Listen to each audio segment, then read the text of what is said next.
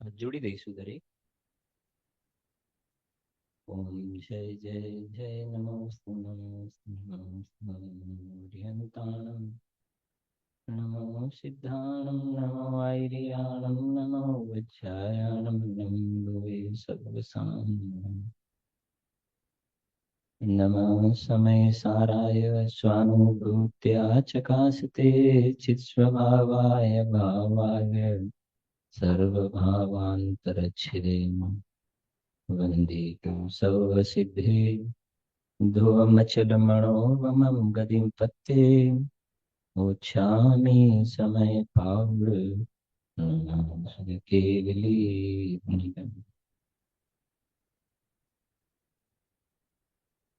ભરત ક્ષેત્રના સમર્થાચાર્ય ભગવાન કુંકુંદાચાર્ય દેવ દ્વારા રચિત ગ્રંથાધિરાજ સમયસાર પરમાગમમાં પૂજ્ય ગુરુદેવ શ્રી દ્વારા ઉદ્ઘાટિત જે કેટલાક રહસ્યો મુખ્ય રૂપથી જે પાંચની વાત આવે છે: નિમિત્ત, ઉપાદાન, બે, નિશ્ચય વ્યવહાર, બે, ચાર અને ક્રમબદ્ધ પર્યાય. ક્રમબદ્ધ પર્યાયની ચર્ચા આપણે આવશે એનો વિષય એટલે કે કરીશું. મુખ્ય તો આપણે ક્રમબદ્ધ ઉપર જ ચર્ચા કરવાની છે, પણ એક ક્રમબદ્ધની ચર્ચા એનું સર્વ વિશુદ્ધ જ્ઞાન અધિકાર છે. એમાં 308 થી 11 ગાથાની અંદર ક્રમબદ્ધની વાત આવી છે. બહુ સરસ મજાનો વિષય છે. ઘણા વર્ષો પહેલા તારંગાની અંદર ક્રમબદ્ધ પર્યાયનો વિષય લીધો હતો, બરાબર યાદ છે. ઘણા વર્ષો થઈ ગયા. તારંગા એટલે તમે સમજી શકો છો. હા, અને એમાં પણ કેટલાક વર્ષો પહેલા લેવાયો હતો વિષય. હવે એ શરૂઆતની જે 4 જે ગાથાઓ છે એની ટીકામાં આ વાત આવેલી છે. આજે ગુરુદેવસિંહના પ્રવચનમાં એક વાત આવી પણ હતી કે મૂળ ગાથામાં નથી પણ ટીકામાં આચાર્યદેવે આ વાત લખેલી છે. એ વિષયની ચર્ચા કરતા પહેલા એનો જે શરૂઆતનો જે ભાગ છે તો એમાં મોક્ષ અધિકાર પછી સર્વ વિશુદ્ધ જ્ઞાન અધિકાર આવ્યો છે. મોક્ષ અધિકારની અંદર તો મોક્ષની પર્યાય આવી, ને પર્યાય એટલે સ્વાંગ કહેવાય, ક્ષણિક હોય છે. અને છેલ્લું મોક્ષ આવી ગયું, આગળ સંવર નિર્જરા બધું આવી ગયું, તો મોક્ષ તો છેલ્લે આવી ગયું. ત્યાર પછી આ સર્વ વિશુદ્ધ જ્ઞાન અધિકાર આવ્યું છે. તમે એક એક વાત બરાબર ધ્યાનથી સમજજો. કઈ લાઈનનો ક્યાં કેવી રીતે અર્થ થતો હોય છે. કોઈ લાઈનોના અર્થ નથી કરવા આપણે, પણ એનો અર્થ બરાબર સમજીએ છીએ તો વીતરાગતાનું પોષણ થાય છે. આચાર્ય દેવના હૃદયને આપણે સમજી શકીએ છીએ. જયસેન આચાર્ય દેવે લખ્યું છે ને, શબ્દાર્થ, નયાર્થ, મતાર્થ, આગમાર્થ અને ભાવાર્થ. એક ભાવ પણ જો ઊંધો બેસશે તો બધું ગડબડ થઈ જશે. અને એને આપણે સમજીએ પણ છીએ, અને પછી ગાથાની પણ થોડી ચર્ચા કરીશું. એમાં સર્વ વિશુદ્ધ જ્ઞાન અધિકાર જે છે એમાં મોક્ષ અધિકારની વાત કરીએ, સ્વાંગ છે, અને સર્વ વિશુદ્ધ જ્ઞાન અધિકારની અંદર આ શુદ્ધ નયનો વિષયભૂત શુદ્ધાત્મ તત્વ કેવું છે, તો એની અંદર સૌથી પહેલો કલશ છે. 163 નંબરનો શ્લોક છે. સમયસાર મેં નિકાલના 455 पेज. समयसार में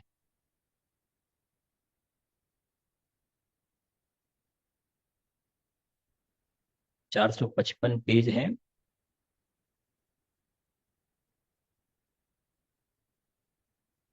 सर्व विशुद्ध ज्ञान अधिकार, ये मोक्ष अधिकार आया.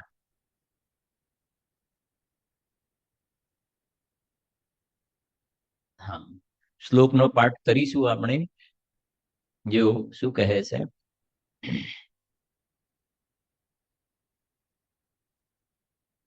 નીત્વા સમ્યક પ્રલયમખિલાન કર્તુ ભોક્ત્રાદિભાવાન દૂરીભૂત પ્રતિપદમયમ.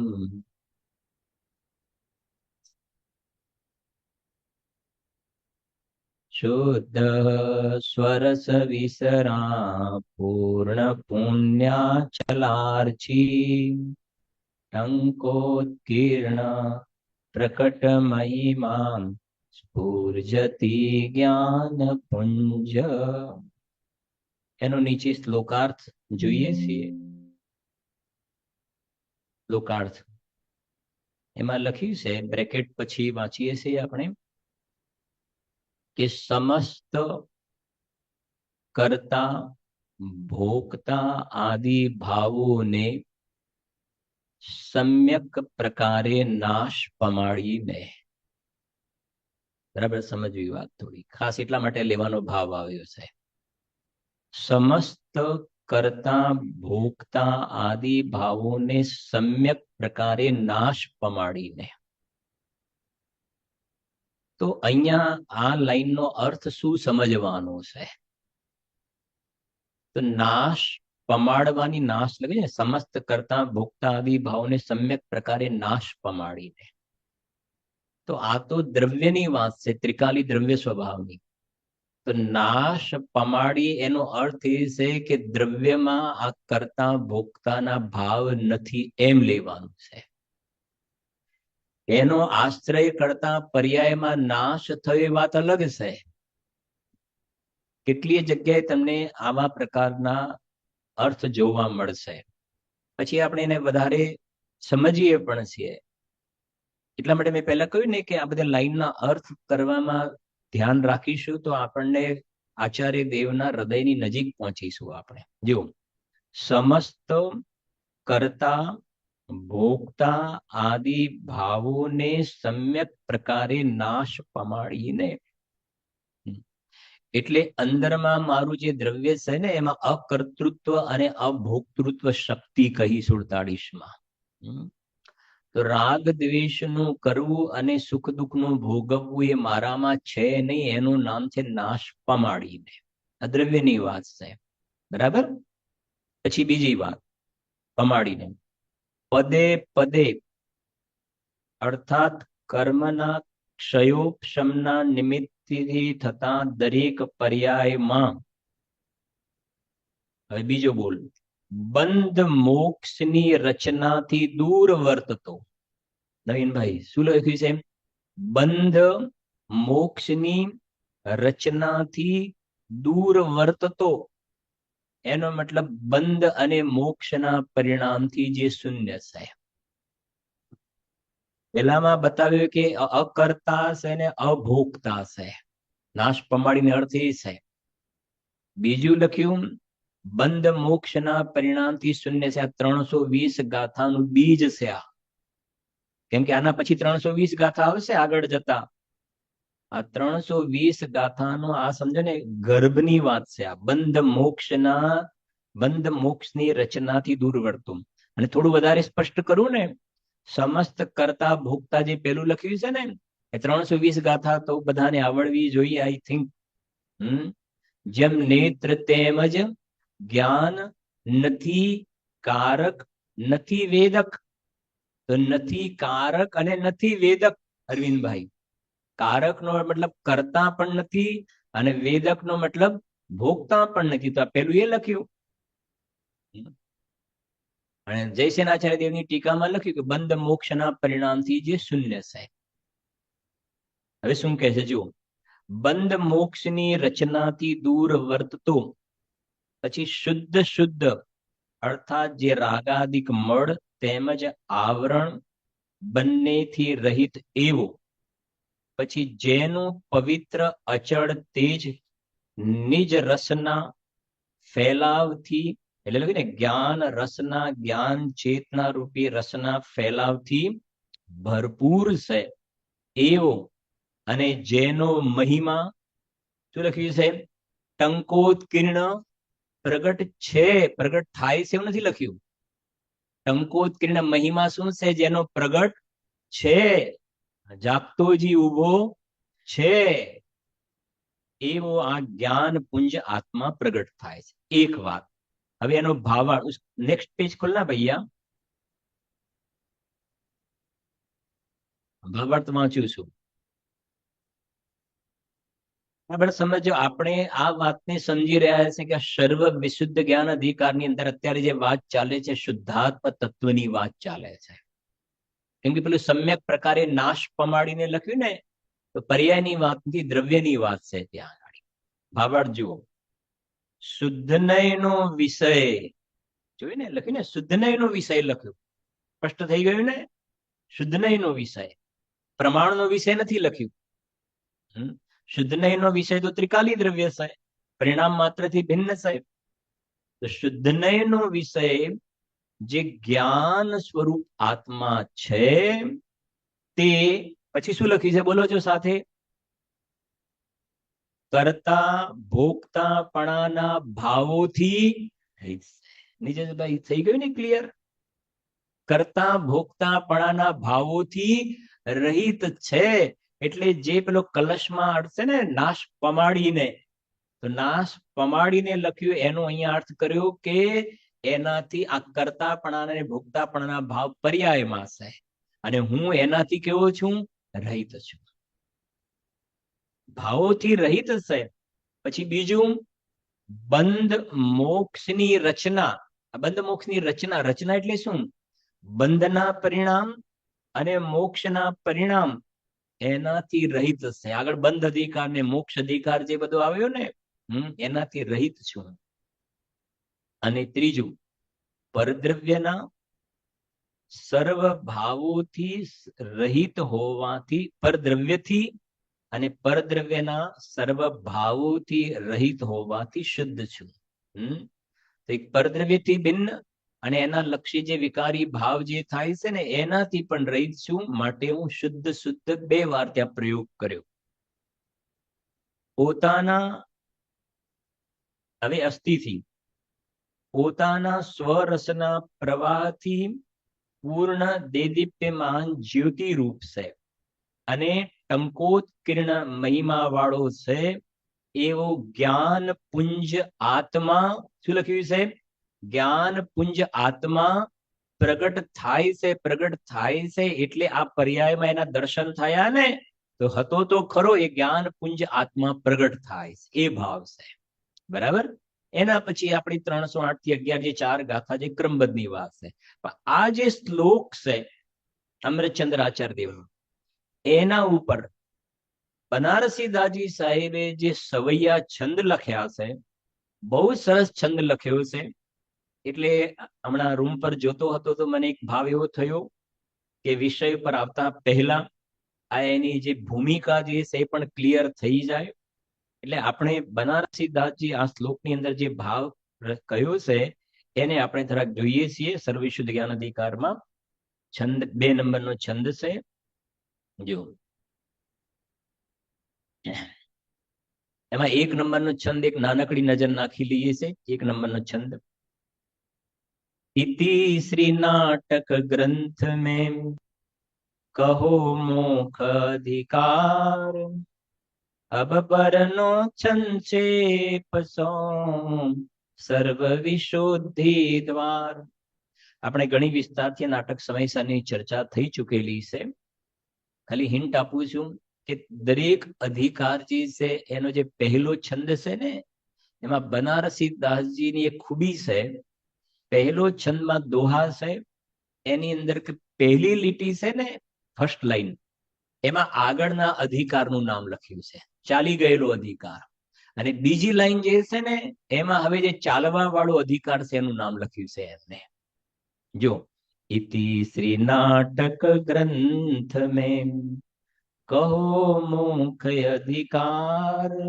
મોક્ષ અધિકાર થઈ ગયો પૂરો. અબ બરનો સંક્ષેપ સો સર્વ વિશુદ્ધિ દ્વાર, સર્વ વિશુદ્ધિ અધિકાર. બરાબર. હવે આપણે જે વાંચ્યું એનો અર્થ જુઓ. હવે સર્વ ઉપાધિ રહિત, પછી શું લખ્યું છે? શુદ્ધ આત્માનું સ્વરૂપ. જે આપણે પેલા છંદ વાંચ્યો ને અમૃતચંદ, એનો આ ભાવ છે. ભાવાર્થ તો જોયો. બનારસી દાસજી પણ શું કહે છે, કેમ કે અલગ અલગ એંગલ થી જોઈએ ને તો આપણી જે શ્રદ્ધા દ્રઢ થાય છે. સમજાય છે કે નહીં? પોષણ મળે છે. હા, જે પેલા કુદેવ, કુગુરુ, કુશાસ્ત્ર, મિથ્યાત્વનું પોષણ કરે છે. આ બધી જે વાતો જે છે ને, અંદરમાં શુદ્ધાત્મ તત્વના જે સંસ્કાર જે છે એ તરફનો રસ જે છે એને પુષ્ટ કરે છે આ બધી વાતો. જો સાંભળો, સર્વ ઉપાધિથી રહિત શુદ્ધ આત્માનું સ્વરૂપ. તમને ઘણો બધો ખ્યાલ પણ આવશે આની અંદર. બહુ સરળ છે. कर्म निको करता है, भोग निको भोगता है, जाकी प्रभुता में ऐसो कथन अहित है, जामे एक इंद्रिय आदि पंचधा कथन नहीं, सदा निरदोष बंध मोक्ष सो रहित है.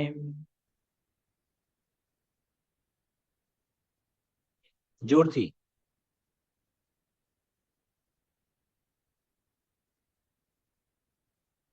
शुद्ध बंश शुद्ध चेतना के रस अंश भर्यो.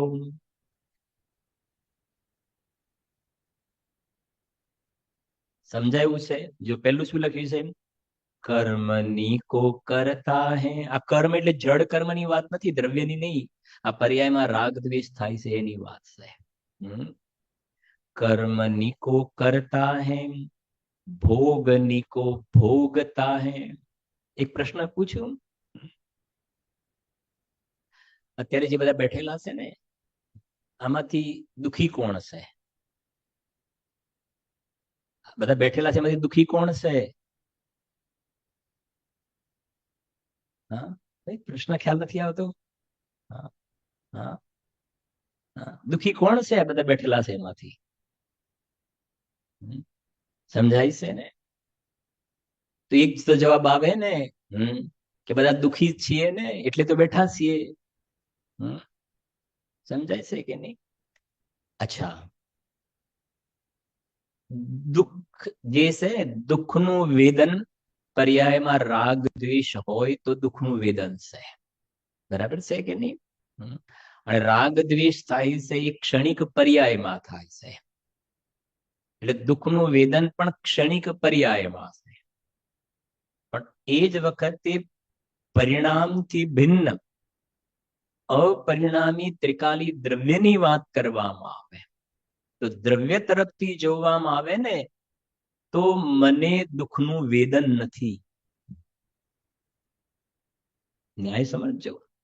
મને દુઃખનું વેદન નથી, તો દુઃખનું વેદન થાય છે ને, તો વેદન થાય છે તો ક્ષણિક પર્યાયમાં છે. દ્રવ્યમાં દુઃખનું વેદન નથી. જો દ્રવ્યમાં દુઃખનું વેદન હોય તો જીવને ક્યારેય સુખી થવાનો અવસર ના હોય. જેમ દ્રવ્યમાં જે જાણવું જાણવું જાણવું જે સ્વભાવ છે ને, એમ દુઃખનું વેદવું હોય તો ક્યારેય પણ સુખી થવાનો પ્રસંગ જ ન આવે. એટલા માટે થોડું કહીએ છે કે રાગનો આત્મા કરતા નથી, એ તો વાત બેસી જાય છે કે આત્મા રાગનો કરતા નથી. તો અહીંયા એ કહેવાય છે દુઃખનો ક્યારે આત્મા રાગનો કરતા નથી?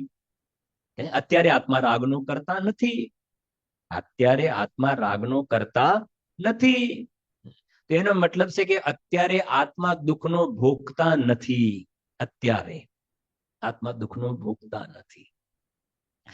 આ જે આત્માની વાત છે ને, આ આત્માની વાત છે શુદ્ધ અંત તત્વ ત્રિકાલી આત્મ તત્વની વાત છે. પર્યાયની અંદર તો રાગનું કરવું અને દુઃખનું વેદવું પર્યાયમાં તો છે. જો પર્યાયમાં દુઃખનું વેદનનો સ્વીકાર જ ના કરે તો પછી અહીંયા બેસવાનો કોઈ મતલબ જ નથી ને. પર્યાયમાં દુઃખનું વેદન નીકળી ગયું છે એ તો સિદ્ધ ભગવાન છે. સમજાય છે કે નહીં? એટલે અહીંયા જે લખ્યું છે ને, જો આ દ્રવ્યની વાત ચાલે એટલે ખાસ એ યાદ રાખવાનું કે આમ ત્રિકાલી દ્રવ્યની વાત ચાલે છે કે પર્યાયની વાત ચાલે? અને સર્વ વિશુદ્ધ જ્ઞાન અધિકાર છે, શુદ્ધાત્મ તત્વનો અધિકાર છે. એટલે અત્યારે તમારે ક્ષણિક પર્યાયને આગળ નથી કરવાની. એને મુખ્ય નથી કરવાની, એને સાઈડમાં રાખો હમણાં. જો કર્મની કો કરતા હે, ભોગની કો ભોગતા હે, જાકી પ્રભુતા में ऐसो कथन अहित है. કેટલું સરસ કહ્યું છે. આત્માને રાગનો કરતા અને આત્માને રાગનો ભોગતા કહેવો. એ કહેશે કે આ આત્મા તો પ્રભુ છે અને પ્રભુ માટે આવા શબ્દના પ્રયોગ કરવા એ કલંકની વાત છે. થોડું સરળ કરીએ. મહાવીર સ્વામી ભગવાનને અત્યારે રાગ દ્વેષ વાળા માનવા તો શું કહેવાય? આ ભગવાનની પ્રતિમા આવે છે, એના ઉપર બધું લગાવવું, ટીલા ટપકા ને વસ્ત્ર બધું લગાવવું, એ પ્રતિમા ઉપર શું કહેવાય? કલંક કહેવાય ને. કલંક કહેવાય કે એક બાજુ તમે ભગવાન કહો છો, એક બાજુ તમે પરમાત્મા કહો છો, અને બીજી બાજુ એની ઉપર બધું ટીલા ટપકા કરો છો. એ તો ભગવાનની પ્રભુતા જે છે ને એના ઉપર તમે ઉપસર્ગ કરી રહ્યા છો. ભગવાનની જે પ્રભુતા જે છે, પ્રભુપણું છે ને, એમાં કલંક લગાડો છો તમે. બસ એવી રીતે સિદ્ધાંતમાં અહીંયા કહે છે કે હું વર્તમાનમાં પરમેશ્વર પ્રભુ છું.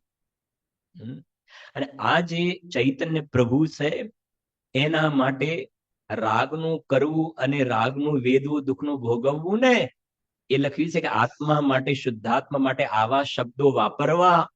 થોડો ભાવ સમજો. આવા શબ્દો વાપરવા એ રાગ કહેવાય, અનુચિત કહેવાય. આવા શબ્દો શોભતા નથી એમ કેવું છે. જો લખ્યું છે કેટલું સરસ.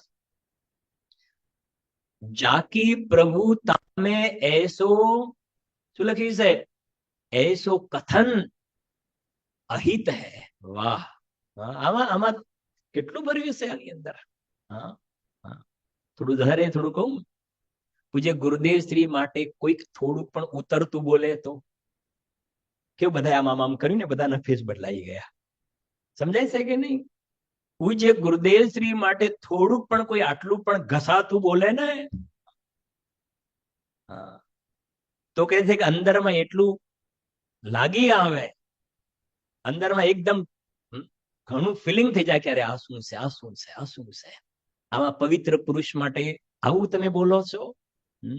તો જેમ સાંભળજો જરાક, પૂજ્ય ગુરુદેવ શ્રી માટે થોડુંક પણ કોઈ ઘસાતું બોલે તો આપણને સહન થતું નથી ને. તો શ્રી ગુરુ અહીંયા કહે છે કે તું વર્તમાનમાં સ્વભાવથી ભગવાન પરમેશ્વર છો ને, અને તું કહે છે કે તારા માટે બોલે છે કે અમે રાગી છીએ, દ્વેષી છીએ, ક્રોધી છીએ, ધંધાવાળા, વ્યાપાર વાળા છીએ ને. તો કહે છે કે તને સમજી ગયા ને મારો કહેવાનો ભાવ? તું તારા માટે કેમ ઘસાતું બોલે છે? તું સ્વયં તારા માટે ઘસાતું બોલે છે. જો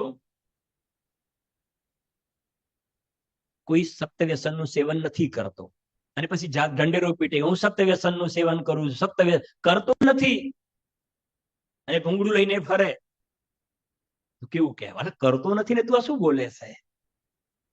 સમજે છે? તું નિર્દોષ રહે છે ને બોલે છે શું? એમ તારું અંદરમાં ભગવાન, તું તારો ભગવાન શું કામ ભેદ? તું વર્તમાનમાં પરમેશ્વર છો, પરમેશ્વર તરીકે અડધી છો, અને પછી કે મારી દુકાન ને, મારી ઓફિસ ને, મારો પરિવાર ને, આ કહે છે કે આ બધું અનુપસેવ્ય બધું ક્યાંથી લાવ્યો તું? અનિષ્ટકારક અભક્ષ્ય નું સેવન કરવા લાગી ગયું તું તો આ બધું. જો કર્મની કો કરતા હે, ભોગની કો ભોગતા, એટલે રાગ ને કરે છે અને દુઃખ સુખ ને ભોગવે છે. જાકી પ્રભુતા મેં એસો કથન અહિત હે. એટલે ગુરુદેવજી ના શબ્દોમાં કહીએ ને, આત્માને રાગ કરવાનું કામ સોંપવું એ ચક્રવર્તીને વાસીદું વાળવાનું કામ સોંપવા બરાબર છે. સમજી ગયા કે નહીં? હવે શું આગળ સાંભળજો. આમ તો ઘણો વિસ્તાર છે, પણ આપણે થોડાક આગળ વધીએ છીએ. આટલું સમજવું, અહિત શબ્દ બહુ વજન વાળો છે આની અંદર. એટલે વચનામૃતમાં ને ગુરુદેવસિંહે લખ્યું ને બધા ભગવાન છો અને બધા ભગવાન જુઓ તો કરે, બધા ભગવાન છો. એ ભગવાન છો ને, બધા ભગવાન છો. તો ભગવાન છો તો પછી ભગવાનને રાગ ક્યાંથી હોય? ભગવાનને દુઃખનું વેદન ક્યાંથી હોય? વિચાર તો કરો. બધા ભગવાન છો તો દુઃખી હોય ભગવાન? ભગવાનને અધૂરું જ્ઞાન હોય કોઈ દિવસે? તો એવો પોતાને માનવો ને, એ તો કે છે અહિત છે. જો જાકી પ્રભુ તામે એસો કથન અહિત હૈ. આત્મા વિશે, શુદ્ધાત્મ તત્વ વિશે ઘસાતું બોલવું, ઘસાતું વિચારવું, એ અપરાધ છે. એ અપરાધ છે. ગુરુદેવસિંહ એક બોલ છે, હું પરમેશ્વર થવા લાયક છું એમ નહીં. સમજાય છે કે નહીં? હું વર્તમાનમાં પરમેશ્વર છું, આ એ વાત છે. આગળ જો, જામે એક ઇન્દ્રિયાદિ પંચધા કથન નાહી. આ બનારસી દાસજીએ જે મૂક્યું ને, હું તમને પ્રશ્ન પૂછું છું, જે આપણે ટીકા વાંચી, શ્લોક વાંચ્યો ને, એમાં જામે એક ઇન્દ્રિયાદિ પંચધા કથન, તો એની અંદર કલશમાં તો આવી નહીં એકેન્દ્રિય પંચેન્દ્રિયની વાત, ભાવાર્થમાં એ ન આવી. આ બનારસી દાસજી આ લખ્યું, પાછું વિશેષ બીજું એક સ્ટેપ લખ્યું કે જામે એક ઇન્દ્રિયાદિ પંચધા કથન નાહી. અહીંયા બધા બેઠેલા કેટલા ઇન્દ્રિય વાળા છે? એક ઇન્દ્રિય, બે ઇન્દ્રિય, ત્રણ ઇન્દ્રિય, ચાર ઇન્દ્રિય, પંચેન્દ્રિય, સંજ્ઞા, અસંજ્ઞની. તમે કહેશો એક પ્રશ્ન એટલા માટે, આ બનારસી દાસજી આ લાઈન ક્યાંથી લાવ્યા? ક્યાંથી લાવ્યા બનારસી દાસજી આપી? એટલા માટે તમને કહું છું, સરળ કરું, કે આ નાટક સમય સારનો આધાર બનારસી દાસજી શેનો આધાર લઈને સમયસાર નાટકની રચના કરી છે? કળશ ટીકા, સમયસાર કળશ ટીકા, પાંડે રાજમલજીની કળશ ટીકા. કળશ ટીકા, કળશ ટીકામાં તમે વાંચશો ને, પાંડે રાજમલ જીન ધર્મી સમયસાર નાટક કે મરમી બનારસી દાસજી લખ્યું. તો એ હું એટલા માટે તમને સાથે બધું ધ્યાન દોરું છું કે ભાઈ મુમુક્ષુ જીવને 4-6 કલાકનો સ્વાધ્યાય હોવો જોઈએ. એના બધા સિનિયર સિટીઝન છીએ આપણે. હવે તો આજ રાખવાનું આપણે. મેં હમણાં જ કહ્યું ને, બધા રવિવાર જ આપણા માટે. રવિવાર 5 દિવસની રાખો, 50 દિવસની રાખો, અમે તો અહીંયા જ છીએ. સમજાય છે કે નહીં? હા, રવિવાર છે. હા, તો 4-6 કલાકનો સ્વાધ્યાય કરો ને, આ તમે બધા સમજો, બધું સમજતા હશો. પણ એક છે તો એના સરાઉન્ડિંગ ની અંદર શું શું બીજું આવે, એનાથી અંદરમાં એક નિખાર આવે છે. જે ટોડરમલજી સાહેબ લખ્યું ને, જેવો તત્વ વિચારનો મહિમા. તો કલશ ટીકાની અંદર રાજમલજી સાહેબે આ પણ વાત મૂકી, એક ઇન્દ્રિય, બે ઇન્દ્રિય, ત્રણ ઇન્દ્રિય, બધા ભેદો મારામાં નથી. જેને આપણે કહે છે ને 14 જીવ સ્થાન, ગુણસ્થાન, માર્ગણા સ્થાન, એ બધું મારામાં. સર્વવિશુદ્ધ જ્ઞાન અધિકાર. સાંભળો હવે, જામે એક ઇન્દ્રિયાદિ પંચધા કથન નહીં. હું તો અતિન્દ્રિય તત્વ છું. પછી શું લખ્યું છે? આવી ગયું? હા, સદા નિર્દોષ બંધ મોક્ષ સો રહિત હે. આવ્યું હતું કે નતું આવ્યું? આવ્યું હતું ને? આવ્યું હતું. સદા નિર્દોષ, ક્યારે? સદા. હા, પર્યાયમાં થયા એ તો થયા પછી, આ તો સદા. સદા નિર્દોષ, પછી શું લખ્યું છે? બંધ મોક્ષ સો રહિત હૈ. આવી ગયું ને? બંધ મોક્ષના પરિણામથી શૂન્ય છે. પછીની લાઈન નો અર્થ કરો તમે. જ્ઞાન કો સમૂહ જ્ઞાન ગમ્ય હૈ સ્વભાવ જાકો, લોકવ્યાપી લોકાતીત લોક में महित है. વાહ. હા, આપણે ઘણી વાર કહીએ છીએ ને, ઉપર જયારે બનારસી દાસજી સાહેબ ને જઈએ ત્યારે કહેવાનું કે આ શ્લોકનો આપ અર્થ કરો. અમે તો અમારી રીતે કર્યો છે, અમે સાંભળવા માટે આવ્યા છીએ. કેટલા સરસ છંદ છે. હા,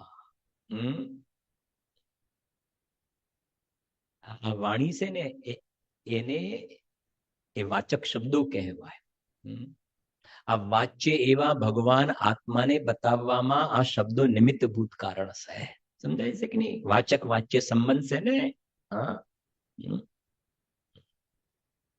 વાણી દ્વારા વાચ્ય થાય એવો આત્મામાં એક ધર્મ છે. જો આ વાણી દ્વારા આત્મા વાચ્ય થાય એવો જો આત્મામાં ધર્મ ના હોત ને તો આ છવૈયાનો કોઈ અર્થ નહોતો. ન્યાય સમજાય છે કે નહીં? આ શાસ્ત્રનો કોઈ અર્થ નહોતો જો આ વાણી દ્વારા આત્મા વાચ્ય થાય એવું જો ધર્મ આત્મામાં ના હોત. પણ આત્મામાં એ ધર્મ છે, ધર્મ આમાં નથી. સમજાય છે કે નહીં? પણ એના દ્વારા આત્માનું સ્વરૂપ સમજી શકાય છે. ઇન્ડિકેટર છે આ. હા શાંતિભાઈ, જો જ્ઞાન કો સમૂહ થઈ ગયું ને. આ આત્મા અનંત ગુણોનો અભેદ પિંડ છે. જ્ઞાનની મુખ્યતાથી કહ્યું જ્ઞાન કો સમૂહ. પછી જ્ઞાન ગમ્ય લો. જ્ઞાયક અનંત ગુણોનો અભેદ પિંડ છે. અને તરત શું લખ્યું છે? શેના વડે જણાય? શું લખ્યું છે? બોલો છો. જ્ઞાન ગમ્ય. સમજાય છે? એટલે વચનથી અગોચર. ગમ્ય એટલે ખબર પડે છે ને. વચન ગોચર નથી.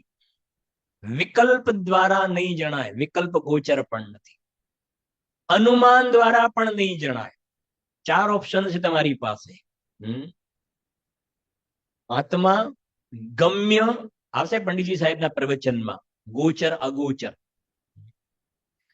તો આ આત્મા ગમ્ય માને જણાય એવો છે. શેના વડે? વાણી દ્વારા જણાય એવો છે, વિકલ્પ દ્વારા જણાય એવો છે, અનુમાન દ્વારા જણાય એવો છે, કે અનુભવ દ્વારા જણાય એવો છે? શેના દ્વારા જણાય એવો છે? અનુભવ દ્વારા જણાય એવો છે. અનુભવ ગમ્ય છે. એટલે જ્ઞાન ગમ્ય, સ્વસંવેદન જ્ઞાન અનુભવ ગમ્ય છે. અને જ્યારે અનુભવમાં આત્મા ગમ્ય થયો ત્યારે આ 3 ઉપર ઉપચાર આવશે. વાણીથી જણાયો, અનુમાનથી જણાયો, વિકલ્પથી જણાયો, યુક્તિનું અવલંબન, આગમનું સેવન, એ બધા ઉપર ઉપચાર આવ્યો. પછી રિયલમાં તો કે છે જ્ઞાન ગમ્ય છે. હા, જ્ઞાન કો સમૂહ જ્ઞાન ગમ્ય હે સ્વભાવ જાકો. પછી શું લખ્યું છે? લોક વ્યાપી લોકાતીત લોક મેં મહિત હે. કેટલો સરસ અર્થ. પહેલું શું લખ્યું છે? લોક વ્યાપી એટલે લોકવ્યાપી એટલે અને લોકાતીત. લોકવ્યાપી કહેતા આખું લોકાલોક જણાઈ જાય. આખું લોકાલોક જેની જ્ઞાનની સ્વચ્છતામાં જણાઈ જાય એનું નામ છે લોકવ્યાપી. જેમ નથી કહેતા કે હું અહીંયા બેઠો છું ને પણ મારી આંખ બધે ફરી વળે છે. બધે ફરી વળે છે. તો આંખ બધે ફરી વળે છે તો આંખ અહીંયાથી નીકળીને બધે ફરી વળે છે? અહીંયાથી નીકળીને બધે ફરી વળે છે? આંખ તો પોતાના સ્થાનમાં જ રહી છે પણ ફરી વળે છે એટલે મને બધું ખ્યાલ આવે છે. એમાં અંદરમાં પોતાનો સ્વભાવ જે છે ને આ જ્ઞાન બધે ફરી વળે છે માટે લોકવ્યાપી. છતાં જ્ઞાન પોતાના ક્ષેત્રને પોતાના સ્વરૂપને છોડતું નથી માટે લખ્યું છે લોકવ્યાપી લોકાતીત. લોકાતીત લોક જણાતું હોવા છતાં પણ લોકથી કેવો છે? ભિન્ન છે. જેને પ્રવચન સારની અંદર સર્વગત નય અને અસર્વગત નય એમ કહ્યું. સર્વગત નય એટલે બધું જણાઈ જાય અને અસર્વગત નય એટલે બધું જણાતું હોવા છતાં પણ એ જ્ઞાયક પોતાના સ્વરૂપને છોડીને અન્ય જ્ઞેયોમાં પ્રતિષ્ઠા પામતો નથી. અને ત્રીજું શું લખ્યું છે? જો લોકવ્યાપી લોકાતીત. શું લખ્યું છે? લોક મેં મહિત હૈ. આ લોકની અંદર જો પૂજ્ય હોય, પવિત્ર હોય તો મારા માટે મારો જે આવો જે ભગવાન બંધ મોક્ષના પરિણામથી જે શૂન્ય છે, કરતા ભોગતાના પરિણામથી જે રહિત છે, ગુણસ્થાન માગણાસ્થાન જીવ સ્થાન જેમાં નથી, એવું જે શુદ્ધાત્મ તત્વ જે છે ને એ પવિત્ર છે ને પૂજનીય છે. લોકવ્યાપી લોકાતીત લોક મેં મહિત હૈ શુદ્ધ બંશ શુદ્ધ ચેતના કે રસ અંશ ભર્યો.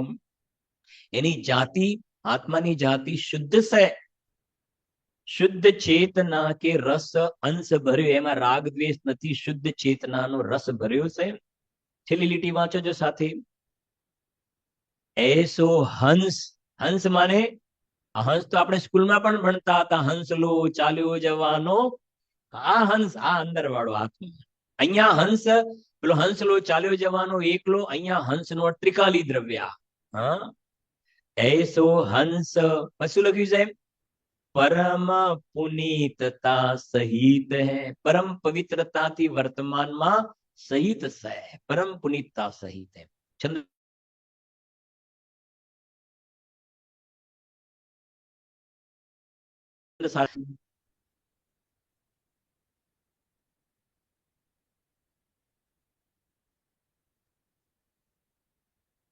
જામે એક ઇન્દ્રિયાદિ પંચધા કથન નાહી, સદા નિર્દોષ બંધ મોક્ષ સો રહિત હૈ.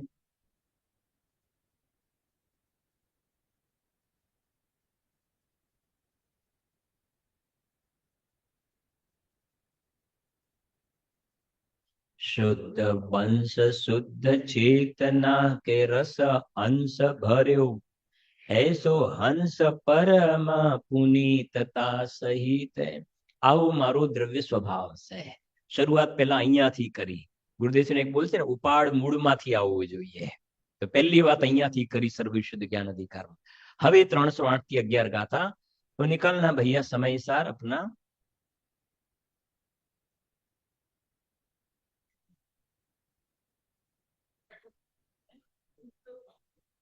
हाँ, शुद्ध वंश शुद्ध जाति, आत्मा की जाति शुद्ध है, उसमें अशुद्धता निकलती मतलब जेम कंचन ने काट न लागे, अग्नि ने उदय न. वंश माने जाति, आत्मा की जाति शुद्ध है, उसमें से राग द्वेष नहीं निकलता है.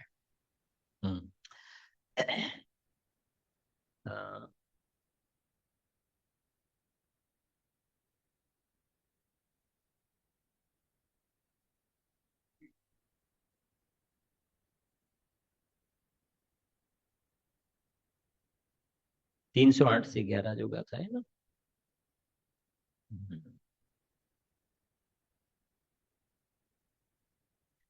આપણે પેલા ગુજરાતીમાં પાઠ કરીશું, પછી બપોરે કે સાંજના સેશનમાં આપણે પ્રાકૃતમાં પણ પાઠ કરીશું, એટલે થોડુંક અત્યારે ભાવ આવી જાય.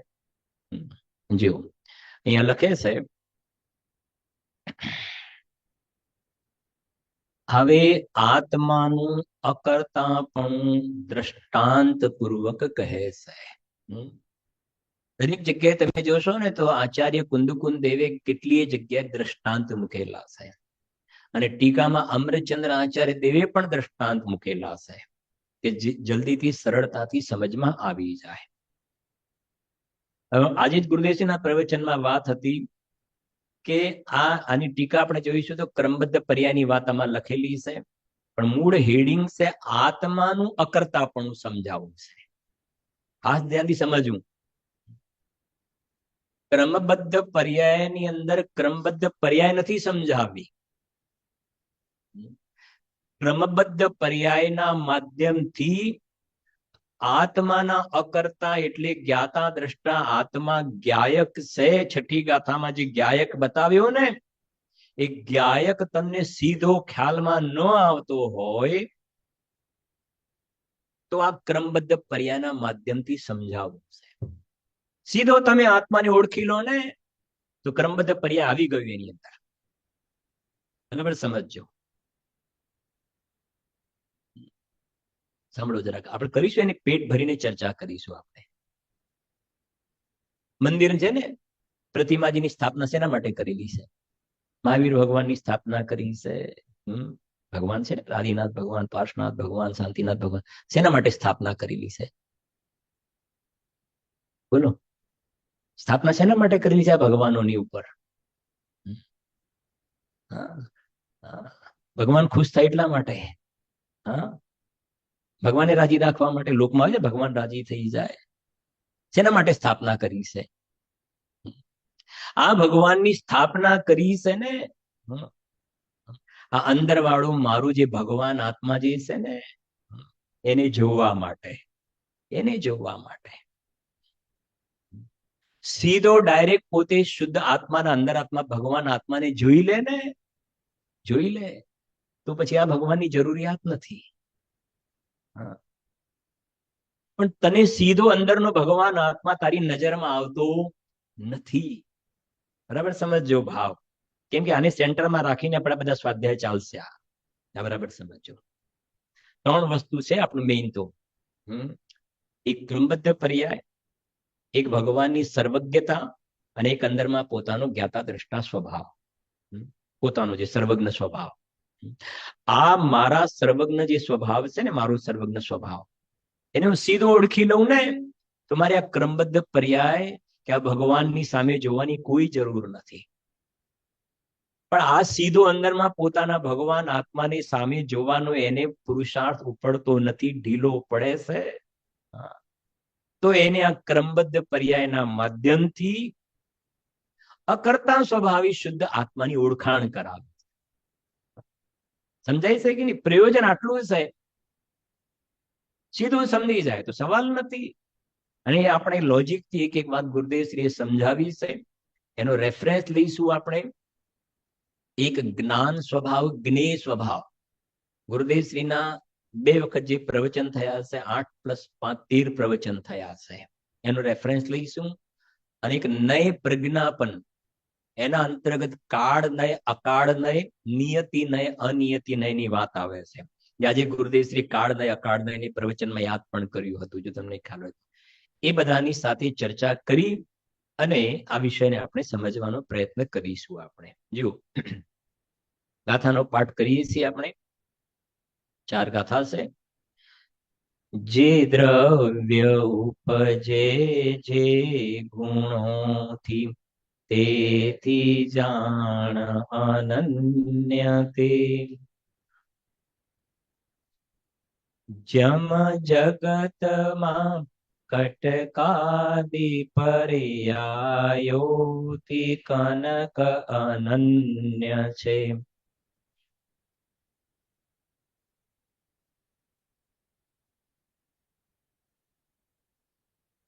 સૂત્રોમય તે જીવય ગરય જીવ જાણ અનન્ય તે પરિણામથી, ઉપજે ન આત્મા કોઈથી.